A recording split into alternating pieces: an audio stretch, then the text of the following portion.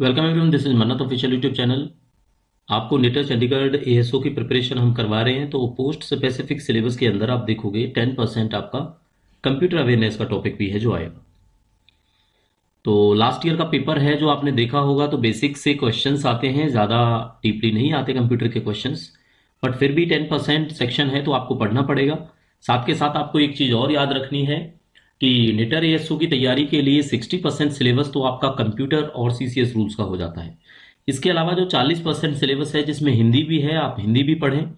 साथ के साथ जो और टॉपिक्स हैं उनको भी कवर करें, क्योंकि 60% अच्छे से करने के बाद 40% में से भी आप करीब करीब 30% आपका अच्छा होना चाहिए, तो बेटर आपके चांसेस रहेंगे सिलेक्शन के। तो कंप्यूटर अवेयरनेस का सेक्शन अगर किसी और एग्जाम में आपके लिए आता है, चाहे आईआईटी हो, एनआईटी हो, या कोई और एमसीआरई हो, या कोई भी ऐसा एग्जाम, तो डेफिनेटली ये क्लास आपके लिए हेल्पफुल रहने वाली है। तो स्टार्ट करते हैं क्लास। तो पढ़ाएंगे आपको कंप्यूटर अवेयरनेस के बारे में। तो देखो, कंप्यूटर का पढ़ाने से पहले सबसे पहले इसकी जनरेशंस पढ़ लेते हैं हम, क्योंकि डायरेक्ट एक क्वेश्चन है जो आपको जनरेशन से देखने को मिल जाता है। ठीक है, तो टॉपिक क्या रहेगा हमारा? Generations of computer.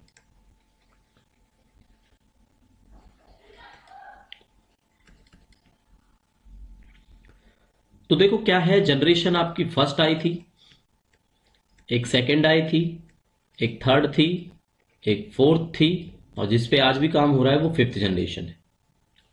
ठीक है, थोड़ा सा आप चाहो तो इनका टेन्योर भी याद रख सकते हैं, 1940 से 56 तक। इसको आप याद रखेंगे 56 से लेके 63 तक।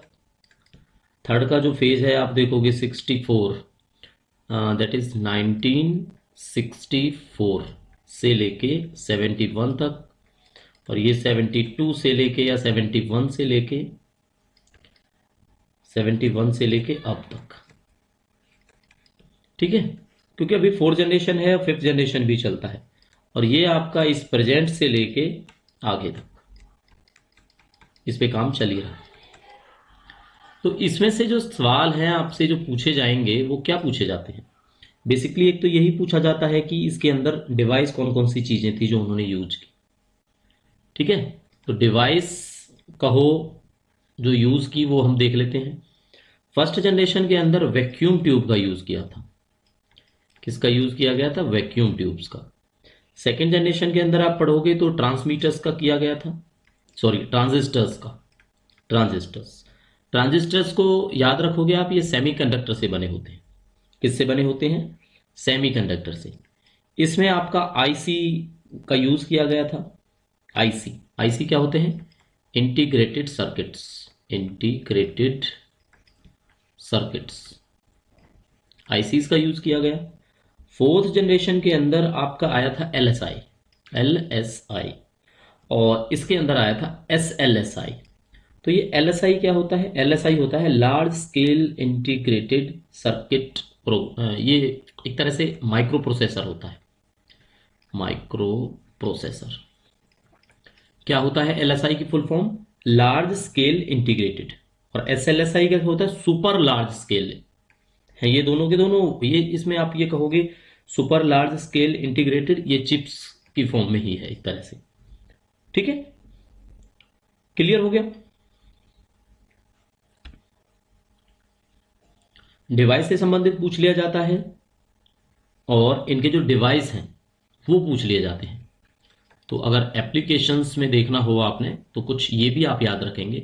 जैसे पहली जनरेशन के वैक्यूम ट्यूब हो गया, तो इसका एनियाक था। क्या था? एनियाक था, यूनिवेक था, और आपका मार्क वन था। Mark one. ठीक है, अब सेकंड में आ जाते हैं ट्रांजिस्टर्स। तो ट्रांजिस्टर्स जो आ जाते हैं ये आपके पीडीपी यूज हुआ था, पीडीपी 8, और आईबीएम। आईबीएम का 401, सॉरी 1401, आईबीएम 1401। थर्ड में जो आया था आपका, जिसमें मैग्नेटिक जो है, इन्होंने स्टोरेज के लिए मैग्नेटिक कोर को यूज किया था, आईसी चिप से बनी हुई थी, और आईसी चिप आपकी सिलिकॉन से बनी हुई थी। तो इसमें आपका आ जाता है जो डाटाबेस मैनेजमेंट सिस्टम, आपने पढ़ा होगा डीएमएस के बारे में। डेटाबेस मैनेजमेंट सिस्टम, और एग्जाम्पल डीएमएस, डीएमएस बेस्ड कह सकते हैं हम इसको, ठीक है। और यहाँ पे हम एग्जाम्पल से लिख लेते हैं। तो एग्जाम्पल नेशनल कैपिटल रीजन से याद रख लेना, एनसीआर 395 और बी 6500, बी 6500। फोर्थ जनरेशन की अगर हम बात करेंगे तो इसमें आपकी इंटेल की चिप्स आ गई थी, ठीक है। इंटेल चिप, कौन सी चिप थी वो? 4004 नाम से, ठीक है। मैकिन्टॉश भी अगर पूछा जाता है, मैकिन्टॉश, तो ये भी इसी का एग्जाम्पल है। फिफ्थ जनरेशन के अंदर अगर पढ़ेंगे तो सबसे बड़ा टॉपिक है दैट इज एआई। एआई का सीधा मतलब है रोबोटिक्स कह लो आप, और आर्टिफिशियल इंटेलिजेंस कह लो। तो ये जो टेबल है ना, ये टेबल आपको 100% याद रखनी है, कोई भी पेपर होगा आपके काम आ जाएंगे, ठीक है। इसमें अगर आप थोड़ा ऐड करना चाहो तो कर सकते हो। जैसे फिफ्थ जनरेशन में अगर कोई पूछे आपसे कि डिवाइस क्या यूज़ की गई, तो ऑप्टिकल डिस्क कह देना आप। फोर्थ में आपकी सेमीकंडक्टर्स यूज़ करे गए थे। थर्ड में मैग्नेटिक यूज़ करी गई थी कोर, सेकंड में भी मैग्नेटिक कोर यूज़ करी गई थी, ठीक है। फर्स्ट में भी मैग्नेटिक कोर के जैसे ही मैग्नेटिक ड्रम यूज़ किए गए थे। तो ये स्टोरेज डिवाइस थी, ठीक है। तो एक स्लाइड हम स्टोरेज डिवाइस की और बना लेते हैं। यहाँ पे लिखेंगे हम जनरेशंस ऑफ कंप्यूटर्स, और इस जनरेशन ऑफ कंप्यूटर्स में हम लिख देंगे यहाँ पे फर्स्ट, ये आपकी सेकंड, ये third, fourth and last is fifth. तो पहली जो जनरेशन है यहाँ पे हम यूज करेंगे इसको स्टोरेज डिवाइस लिख के, ठीक है। क्या लिखेंगे? Storage device. चलो आप स्टोरेज डिवाइस याद करते जाना है। फिफ्थ में कौन सी है आपकी? Optical disc. सेकंड में कौन सी है आपकी, सॉरी फर्स्ट में कौन सी यूज करी गई है? That is magnetic drum, magnetic drum. इसमें आपका किया गया मैग्नेटिक कोर, और मैग्नेटिक कोर का ना इसलिए आपको याद करना पड़ेगा क्योंकि थर्ड में भी मैग्नेटिक कोर है। अब इन दोनों के मैग्नेटिक कोर में डिफरेंस क्या था? जनरेशन चेंज हुई तो डिफरेंस क्या हुआ? ये तो है 10 माइक्रोसेकंड वाला, 10 माइक्रोसेकंड पूरा लिख देते हैं, चलो 10 माइक्रोसेकंड वाला। और ये जो है ये है आपका 100 नैनोसेकंड वाला, 100 नैनोसेकंड, ठीक है। फोर्थ जनरेशन में क्या था? फोर्थ जनरेशन में हमने आपको बताया था सेमीकंडक्टर मेमोरी यूज की गई थी, सेमी कंडक्टर मेमोरी, ठीक है। और अगर आप इसकी स्पीड, अभी ये जो है 100 माइक्रोसेकंड्स, ये क्या है? ये स्पीड है इनकी, ये याद रखना आप। स्टोरेज के साथ साथ ये स्पीड है, आप देखते जा रहे हो बढ़ती जा रही है। इसमें भी स्पीड आ जाएगी। फोर्थ वाले में कितनी हो जाती है? 3000 नैनो सेकंड हो जाएगी, नैनो सेकंड। ये भी क्या है? ये भी स्पीड है। चलो एक ये चीज और आपने याद रखनी, ठीक है। अब उम्मीद तो यही है कि आप बोर नहीं हुए होंगे, लेकिन अगर बोर हुए हैं तो क्वेश्चन से शुरुआत कर लेते हैं। क्वेश्चन से शुरुआत क्या होने वाली है? ये होने वाली है कि ट्रांजिस्टर्स किसने इन्वेंट किए? ट्रांजिस्टर्स की जो हमने बात की थी, ट्रांजिस्टर्स वर इन्वेंटेड बाय, दो जी इसका जवाब किसने इन्वेंट किए? तो एक बेल लैबोरेटरी थी, ठीक है। तो यही इसका आंसर आपको देखने को मिलेगा, बेल लैबोरेटरी। हो गया पहला क्वेश्चन। दूसरा क्वेश्चन पूछ लेते हैं आपसे, पहला कंप्यूटर जो डेवलप हुआ इंडिया में, फर्स्ट कंप्यूटर, जीके का भी क्वेश्चन है ये, first computer developed in India, developed in India, बताओ। तो जो इसका पहला कंप्यूटर है डेवलप हुआ इंडिया में, वो हुआ आपका सिद्धार्थ। कौन सा है? सिद्धार्थ, ठीक है। चलो ट्रांजिस्टर्स बता दिया। आईसी इन्वेंट किसने की? आईसी इन्वेंटेड बाय, तो ये भी आपको डेफिनेटली याद रखना है कि इंटीग्रेटेड चिप्स के डेवलपर कौन है। तो इनके जो डेवलपर हैं वो हैं, एक आप नाम याद रखोगे सेंट किल्बी, ठीक है, किल्बी से याद रहेगा। और दूसरे हैं नॉइस, रॉबर्ट नॉइस, ठीक है। कब हुई इन्वेंशन? 1958 के अंदर हुई, 1958 के अंदर। अब इसको थोड़ा सा लिंक करें किसी चीज से। अगर आपने आईसी की बात कर ही ली है तो आईसी आपको पता है कब आए थे? इंटीग्रेटेड चिप्स थर्ड जनरेशन के अंदर। और थर्ड जनरेशन कब थी आपकी? 1964 से लेके 1971 के बीच में। तो 58 में डेवलप तो हो चुके थे, लेकिन यूज प्रॉपर यहां पे तब हुए थे, ठीक है। चल, कंप्यूटर्स की बात हम कर ही रहे हैं तो कंप्यूटर्स का ना बेसिक सा है, आपको हायरार्की बता देते हैं, क्लासिफिकेशन बता देते हैं, ठीक है। इनको क्लासिफाई कैसे करते हैं? तो देखो, साइज के हिसाब से भी क्लासिफाई किया जाता है इनको, वर्क के हिसाब से भी क्लासिफाई किया जाता है, और पर्पज के हिसाब से भी क्लासिफाई किया जाता है, ठीक है। तो देखो, साइज में कौन से आते हैं? साइज में तो माइक्रो आएगा, माइक्रो कंप्यूटर, और दूसरा आएगा मिनी कंप्यूटर, ठीक है। माइक्रो कंप्यूटर और दूसरा आएगा मिनी कंप्यूटर। और वर्क के हिसाब से अगर आप देखना चाहोगे तो एनालॉग आएगा, डिजिटल आएगा, हाइब्रिड आएगा। एनालॉग, दूसरा डिजिटल, डिजिटल, और तीसरा होगा बच्चों हाइब्रिड। तीन हो गए आपके। और पर्पज के हिसाब से, तो पर्पज के हिसाब से जो हम यूज करते हैं तो उसको जनरल पर्पज बोलेंगे, और जो स्पेशल पर्पज में साइंटिफिकली यूज होगा उसको स्पेशल पर्पज कह देंगे, ठीक है। वो होगा आपका स्पेशल पर्पज कंप्यूटर। चलो, उम्मीद है आपको ये क्लियर हो गया होगा आपका, ठीक है। चलो, अब एक दो क्वेश्चंस फिर आपको करा देते हैं। क्वेश्चन 3 हमने करा दिए, क्वेश्चन और करा देते हैं आपको। वर्ल्ड का first super computer, world first super computer. तो देखो, जब भी वर्ल्ड का पूछा जाएगा तो 1976 तो आपने ईयर याद रखना है।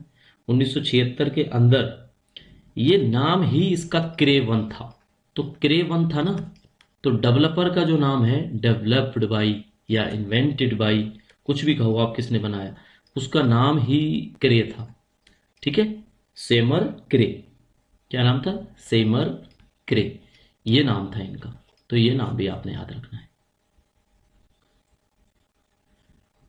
अब जब वर्ल्ड का पता कर लिया तो इंडिया का भी पता होना चाहिए। इंडिया का super computer, super computer first, तो उसका नाम था परम। क्या नाम था?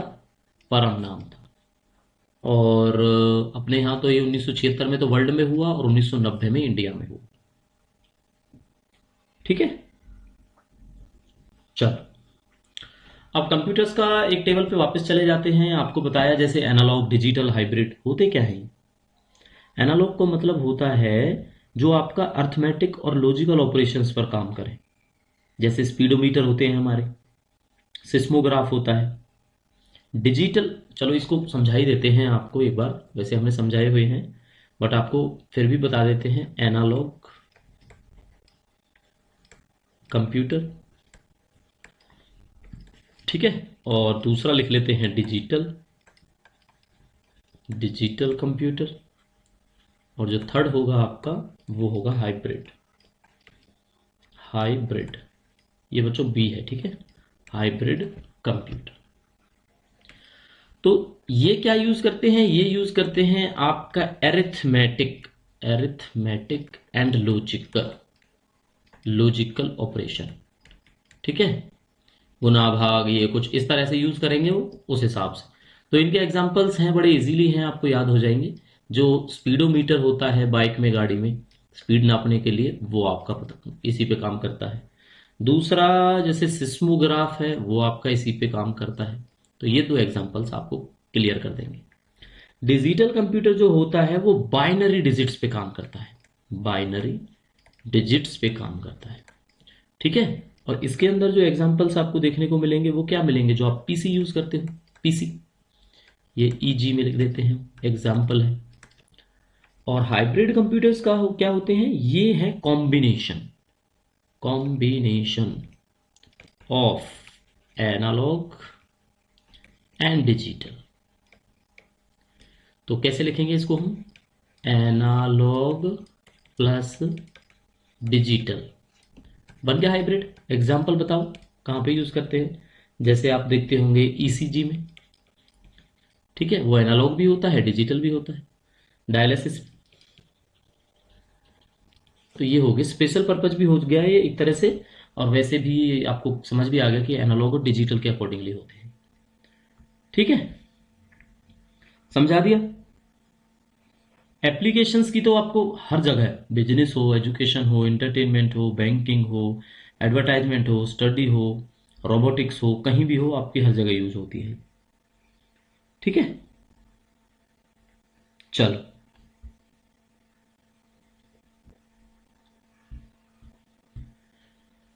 तो बेसिकली हम आपको कंप्यूटर अवेयरनेस के बारे में समझा रहे हैं, होपफुली आपको समझ आ गया होगा, ऐसी कोई इसमें सोचने वाली बात है नहीं।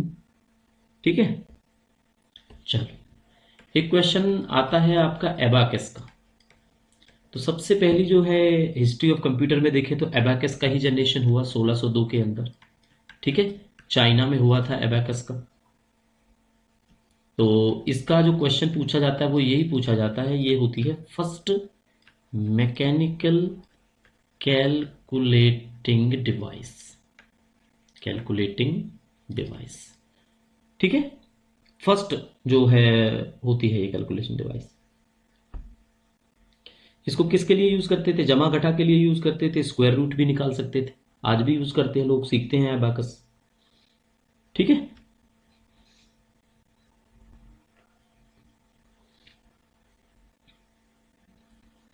चलो। जनरेशंस आपको समझा दी। अब देख कुछ टर्म्स भी हैं, क्योंकि ये पहला टॉपिक है हमारा, पहली बेसिक क्लास है, तो टर्म्स भी हैं। टर्म्स में क्या है? जैसे हार्डवेयर है, सॉफ्टवेयर है, डेटा है। डेटा क्या होता है? डेटा होता है अनप्रोसेस्ड, अनप्रोसेस्ड रॉ फैक्ट्स, उसको डाटा बोलते हैं। जब तक आपके पास केवल इंफॉर्मेशन, इंफॉर्मेशन तो उसको कह ही नहीं सकते, आपको बस केवल हमने एक डाटा दे दिया है ना, कुछ चीज़ें दे दी आपको, मान लो 10 पेज दे दिए कि उसमें से निकालना है कि कितने एम्प्लॉय हैं जो 30 के 30 दिन प्रेजेंट रहे ऑफिस के अंदर। तो वो एक डाटा था, अनप्रोसेस्ड था, इसलिए आपने उसको डाटा बोला। इन्फॉर्मेशन कब बनी? जब आप वो डाटा निकाल दो। ठीक है, तो जब डाटा को प्रोसेस किया जाता है, ऑर्गेनाइज किया जाता है, तो वो क्या है? एक यूजफुल डाटा बन जाता है। Useful data is information. जो आपको चाहिए वो बन जाए तो उसको इंफॉर्मेशन कहेंगे। ठीक है, प्रोग्राम क्या होता है?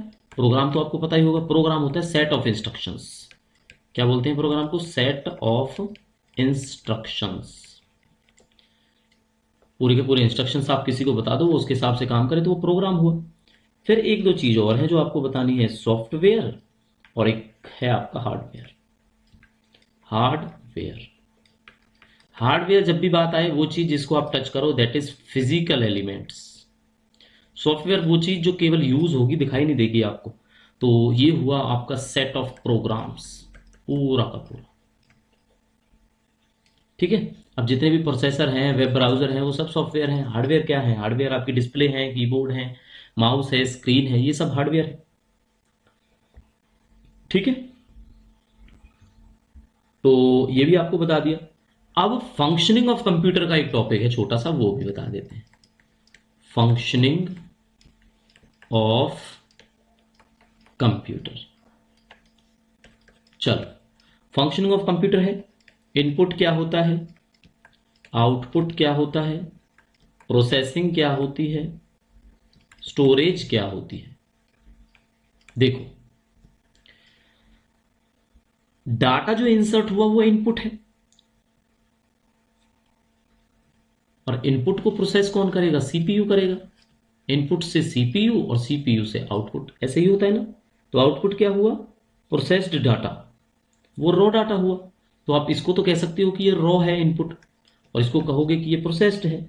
और प्रोसेसिंग क्या हुई? प्रोसेसिंग वो ही sequence of actions, sequence of actions, क्या क्या काम हुआ उसी को तो प्रोसेसिंग बोलते हैं। स्टोरेज ये है कि जब प्रोसेसिंग हो जाती है, प्रोग्राम परमानेंटली हो जाता है एग्जीक्यूट, उसके बाद में कुछ इंफॉर्मेशन आपके सामने होगी, उसको सेव करना बोलते हैं स्टोरेज। ठीक है, सेव करने को क्या बोलते हैं? स्टोरेज बोलते हैं। अब ये कोई बहुत ज़्यादा डीपली हमने कुछ नहीं पढ़ाया आपको, इतना ही आपके लिए सफिशिएंट है। ठीक है, अब इसको लेके हमारे पास जितने भी बेसिक ऑफ कंप्यूटर के देखेंगे तो हमारे पास क्वेश्चंस हैं करीब करीब, आप देखोगे 100 नहीं तो करीब करीब 60-70 MCQs हैं जो इसमें हम यूज़ कर सकते हैं। ठीक है, जो पूछे जाते हैं आपसे। अब देखो एक क्वेश्चन यही आता है कि science that attempt to produce machine that display the same type of intelligence that humans do. अगर आदमियों के साथ की इंटेलिजेंस की बात करेंगे तो उसको क्या बोलेंगे? उसको आर्टिफिशियल इंटेलिजेंस ही तो बोलेंगे। वही होता है ना आर्टिफिशियल इंटेलिजेंस। क्या इसमें कोई डाउट है? कोई डाउट नहीं है। तो ऐसे क्वेश्चंस पूछे जाएंगे। किस टाइप के कंप्यूटर्स यूज करते हैं ऑटोमेटिक एयरक्राफ्ट की लैंडिंग में? अब बताओ, आप स्पेशल पर्पज वर्क है ये, तो किस टाइप का यूज करेंगे? ये क्वेश्चन हम यहां पे लिख देते हैं। ये हुआ automatic automatic automatic aircraft landing. तो इसमें कौन सा कंप्यूटर यूज किया जाता है? General, super, micro? बताओ कौन सा यूज करते हैं? तो ना जनरल है, ना सुपर है, ना माइक्रो है। हमने बताया था आपको एक स्पेशल पर्पस कंप्यूटर होते हैं। तो इसका आंसर होगा आपका स्पेशल पर्पस कंप्यूटर। उसका काम ही एयरक्राफ्ट को लैंडिंग कराने में हेल्प कराना है, इसलिए वो स्पेशल पर्पज हुआ। इसी से उसको स्पेशल पर्पज हम बोलते हैं। ठीक है, चलो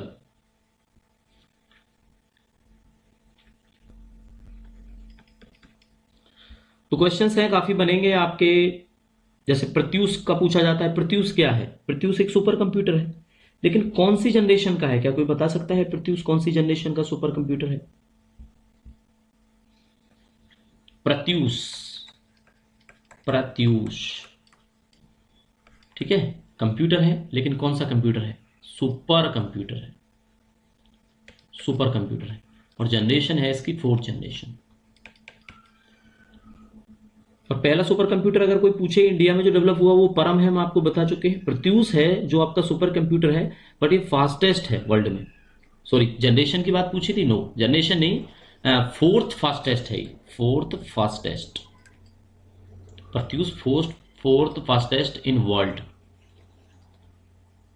ठीक है, प्रत्यूष एक सुपर कंप्यूटर है जो 4th फास्टेस्ट है आपके वर्ल्ड के अंदर।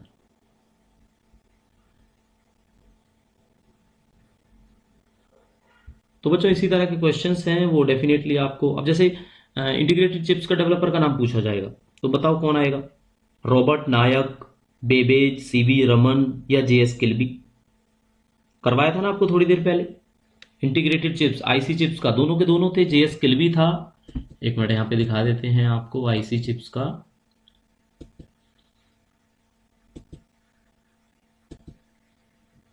ये देखो, किल्बी था और रॉबर्ट नोएक, नोएक का हो या नोएक, ठीक है। कहीं पे ये इस तरह से मिल जाएगा, कहीं पे हो सकता है आपको NAY एक, नहीं ये तो नहीं होगा, नायक तो नहीं हो सकता, नॉइस। या तो ये मिलेगा या ये मिलेगा, दोनों मिले तो दोनों को टिक करना है, एक मिलेगा तो किल्बी लिखा है तो किल्बी को टिक कर देना, क्लियर हो जाएगा। ठीक है, तो अब ये जो क्लास है ये किसके लिए हेल्पफुल है? ये क्लास आप सब लोगों के लिए हेल्पफुल है। कौन कौन से बच्चों के लिए? जिसके भी पेपर में कंप्यूटर के सवाल पूछे जाते हैं। तो अगर आप इसको निटर चंडीगढ़ के प्रिपरेशन से देखते हो तो ये किसके काम आएगा? ये MTS के काम भी आएगा, JSC के काम भी आएगा, स्टेनो के भी काम आएगा, शायद PAPS में भी पूछा गया है ये, उसमें भी काम आएगा, ASO में काम आएगा। ठीक है, तो सारे के सारे बच्चे हैं जो ये पढ़ सकते हैं, ये ट्राई कर सकते हैं।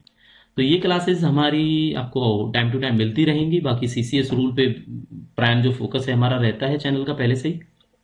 कोई डाउट, कोई सवाल हो तो आप हमसे कर सकते हैं।